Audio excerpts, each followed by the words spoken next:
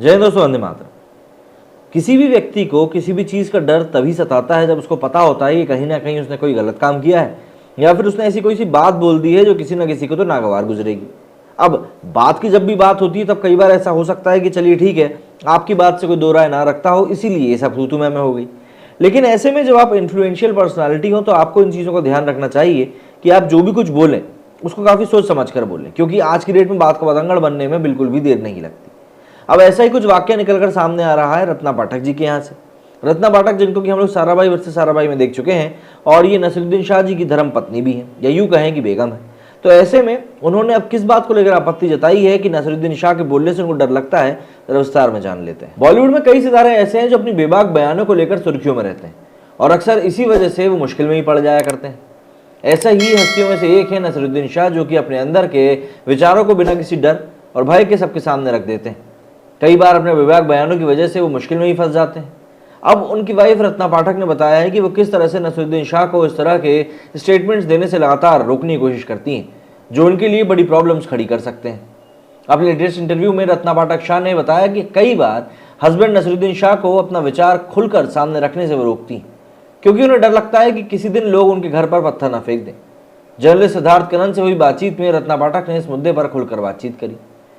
उन्होंने इस इंटरव्यू में कहा कि आज के ज़माने में कोई आकर खड़ा हो जाएगा हमारे घर के सामने और पत्थर मारेगा। उन्होंने आगे कहा कि वैसे भी काम मिलना अब काफ़ी मुश्किल हो गया है। आजकल काम न मिलने के कई कारण हैं, इसलिए हर किसी को सेंसिबल होना चाहिए, लेकिन अगर संभव हो तो डरना नहीं है। रत्ना पाठक ने यह भी कहा कि डर लगता है, लेकिन क्या करें, अगर दुनिया में जो गलत हो रहा है उसको कोई पॉइंट आउट नहीं करेगा तो वो सुधरेगा कैसे। खैर, अभी तक तो नैया डूबी नहीं है, बाकी आगे देखते हैं कि क्या होता है। वहीं अगर हम वर्क फ्रंट की बात करें तो रत्ना पाठक शाह गुजराती फिल्म कच्छ एक्सप्रेस में अहम भूमिका में नजर आने वाली है। पिछले साल Ratna Pathak John Abraham starrer attack में दिखाई दी थी।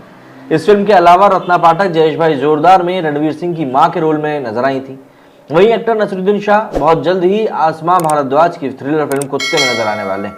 इस फिल्म में अर्जुन कपूर के साथ साथ तब्बू, कोंकणा सिंह शर्मा, राधिका मदान, शार्दुल भारद्वाज जैसे सितारे भी नजर आने वाले हैं।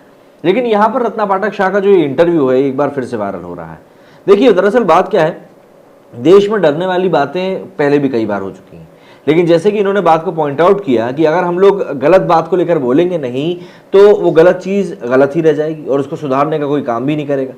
लेकिन यहाँ पर समझने वाली बात ये भी है कि हो सकता है कई बार जो आप बात बोलें वो बात अपने आप में ही गलत हो। क्या होता है, हम जब भी कोई काम करते हैं वो हमें तो वो सही ही लगता है, लेकिन वो चार लोगों के लिए वो काम कैसा है वो हमको सोचना पड़ेगा।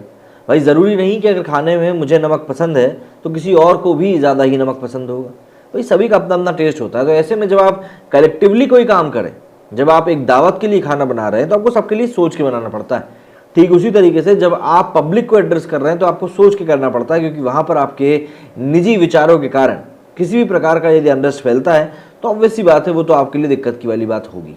तो ऐसे में अपने विचारों को, मतलब साफ तौर पे कहूँ, अपने घटिया विचारों को अपनी जेब में जितना ही रखा जाए उतना ही बेहतर होगा। भाई, डेमोक्रेसी है ठीक है, लेकिन डेमोक्रेसी का शोषण भी तो नहीं किया सकता ना। लेकिन इस बात को अधिकतर लोग उनको समझ में नहीं आ पाएगा। मेरे स्टूडियो फिलहाल इतना ही। जय हिंद, जय भारत।